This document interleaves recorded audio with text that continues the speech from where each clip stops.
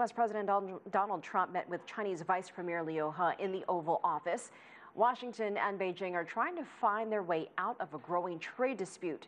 Trump sounded pessimistic earlier in the day. CGTN White House correspondent Nathan King was there while the meetings were happening. Yes, China's top economic advisor Liu He just meters away from here with Donald Trump in the Oval Office on the first day of negotiations between the Chinese delegation here and the U.S. negotiations. In fact, they've been happening just a few meters away from the White House in the U.S. Treasury, led by Steve Mnuchin, the U.S. Treasury Secretary. But before that meeting between Liu He and Donald Trump, the U.S. president suggested that he was not optimistic that a deal could be made. You've never seen people come over from China to work on a trade deal. Now, will that be successful? I tend to doubt it.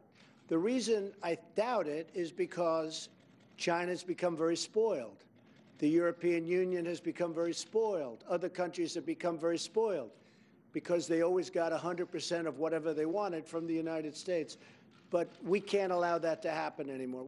Remember, there's a lot at stake here. The U.S. is poised to impose tariffs on up to $150 billion worth of Chinese goods, as well as take measures to restrict Chinese investment in the U.S. and other measures as well. China, of course, said it will respond at every turn. It has in its interests too. There had been hope of some sort of side deal or encouraging a small deal to make a bigger deal over the fate of ZTE. As we know, that telecommunications giant was cut off by the U.S. from suppliers here in the U.S. for 7 years. A U.S. president has indicated that he's got some wiggle room, and he seemed to understand in comments made on Thursday that there was a lot of money at stake when it came to U.S. suppliers of ZTE.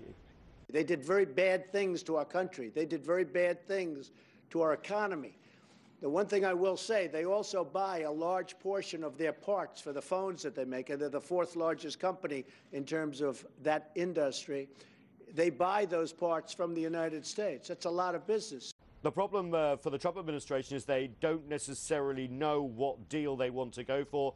The U.S. Treasury Secretary and the U.S. president have focused on the deficit. There was a suggestion of bringing down the overall deficit by $200 billion, trade deficit by 2020. But there are others, hawks, if you like, in the administration, like Robert Lighthizer and Peter Navarro, the trade advisor who wrote that book, Death by China. That sort of disagreements come out to the open all over the U.S. papers. A story about an argument that Steve Mnuchin and Peter Navarro may have had in Beijing, showing the split between the negotiating sides. So that makes it more difficult as well. China's delegation here keeping their cards close to their chest, not making public comments while they get on with the busy task of negotiating, and hope that a deal can be made, not that will not just help the U.S. and China's economic growth, but also it will have global implications. Nathan King, CGTN at the White House.